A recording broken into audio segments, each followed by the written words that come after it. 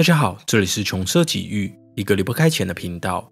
南韩社会竞争激烈，对成功的定义非常严苛。为了获得亮眼的学历、合适的伴侣、满意的工作与漂亮的房子，南韩人民从出生开始就背负庞大的压力。在对未来的恐惧之下，大到入学考试、结婚动土等重要人生节点，与一般生活中的小问题，南韩人民都习惯寻求算命占卜，接受来自超自然世界的建议。这也让南韩拥有非常发达的算命产业，产值粗估已超过4兆韩元。一份调查更显示，每3个南韩人就有2个算过命。要知道，南韩可是以佛教与基督教为主要信仰的国家。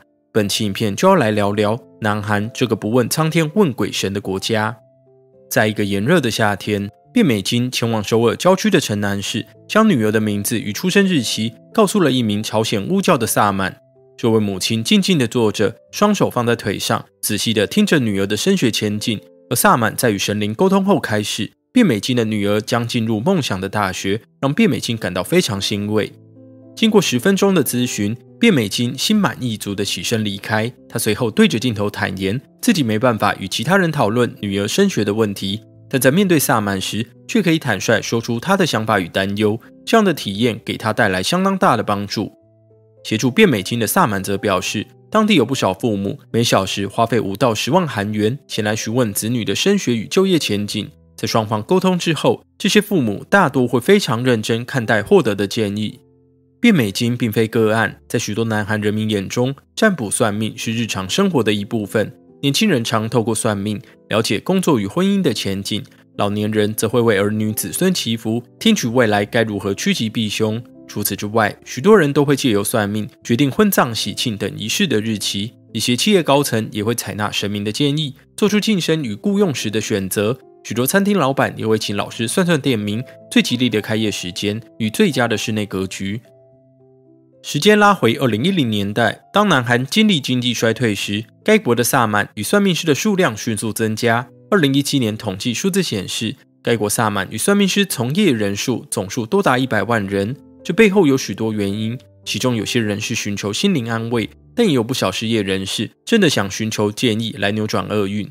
在这之前的1997年亚洲金融风暴期间，南韩也曾出现过类似的趋势。在南韩算命产业中，最热门的是朝鲜巫教，当地人民将其称作巫俗，是该国民间信仰的一种。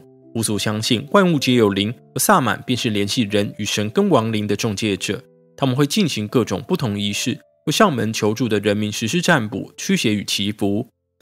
早在史前时代，朝鲜半岛就存在巫俗的遗迹。到了西元4世纪，佛教传入朝鲜半岛以后，许多人就此改信佛教。之后的新罗与高丽时代，掌权者将佛教定为国教。不过这段时期，巫俗仍是当地民间的主要信仰。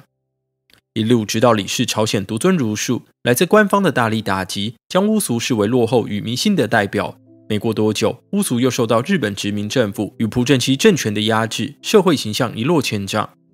话虽如此，南韩民众却也十分矛盾。他们明面上鄙视代表落后与迷信的巫俗，但当自身或家中出现问题时，却还是不由自主前去找萨满寻求协助。在这样的氛围之下，巫俗虽然被知识分子排斥，导致难登大雅之堂，却仍长存南韩民间。一直要到1980年代开始，巫俗才以文化遗产的身份重获重视。之后更受国家认证为重要无形文化财，并逐渐转变成集体文化象征。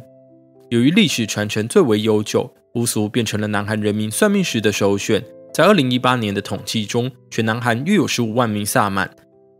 这些萨满主要可分成2类，一是神灵降临附身的降神巫，二是透过学习代代世袭的世袭巫。尽管萨满有男有女，不过以被称为巫女的女性居多。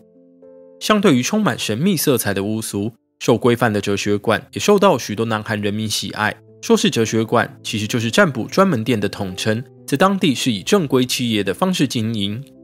哲学馆的算命师各有所长，有人利用4柱8字来解析，有人透过周易卦象来算事，也有老师会看姓名笔画与手相面相。与萨满最大的不同之处在于，哲学馆标榜的不是神灵之力，而是透过数据分析给出相对看似科学的解答。相比于路边的算命摊，企业化经营的哲学馆要价比较高，算一次命收费在5万韩元以上，消费者多半是稍有收入的中年人与工薪阶层。有趣之处在于，在整形盛行的南韩，专攻面相学的算命师遇上了新的挑战。统计数字显示，首尔约有2成的女性曾接受过某种整形医美手术，并在一定程度上改变了容貌。在一个案例中，算命师朴正训对来访的女客人说道，她的眼型不适合过早结婚，她的发际线显示适合在海外工作。但朴正训随后话锋一转，由于无法看到她原生的鼻子形状，因此无法提供完整的面相解读。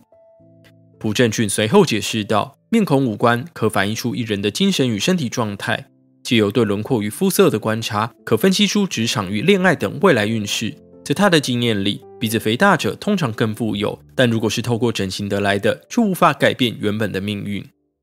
然而，朴正训的说法并不能代表整个行业。南韩整形协会会长朴文山就认为，医美整形伴随的好处比虚幻的面相更能牵动命运。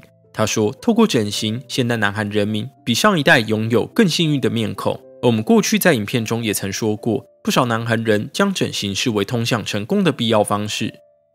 走在南韩街头，我们还可以发现一些算命小摊或是算命咖啡店。这些算命师的手法五花八门，他们没有基本的套路，常常融合东西方的占卜方式，如塔罗牌、混八字等，为上门求助的人解决难题。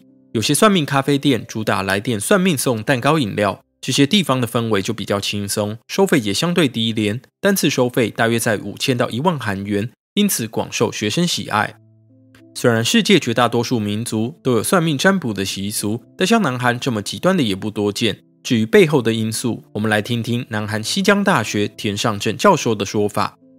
田尚正认为，想知道未来的变化是人类的本能，而南韩又是一个特别不安、不断变化的社会，生活其中的人民便迫切地想知道未来的发展，即使不一定是真的，他们也宁愿想办法找到解答，来填补心中的空白。特别是选举与经济动荡期间，这种切身的巨变更常激起南韩人民的焦虑感，使得他们迫切地寻求指示。其次，民族性格也扮演了重要角色。南韩人民凡事求快，不管遇到什么问题，都想迅速获得解决。与此同时，南韩人民又很注重他人观感，许多切身的问题无法从身边找到答案，最终常常就只能去算命，在最短的时间里获得最令人心安的答案。最后，就像许多亚洲国家，南韩精神科与心理方面的医疗并不盛行，人们内心出了状况时，常常会选择求助神灵。对南韩人民来说，算命不只可减轻不安与压力，更能帮助获得内心的平静。也因此，在南韩政府的定义中，萨满与算命师并不属于宗教人士，而是服务业从业人员。好了，这集的重奢就到这里。对这个话题有兴趣的朋友，不妨在下面留言聊聊你们的想法，也欢迎追踪我们的脸书与 IG。我们下一集再见，拜拜。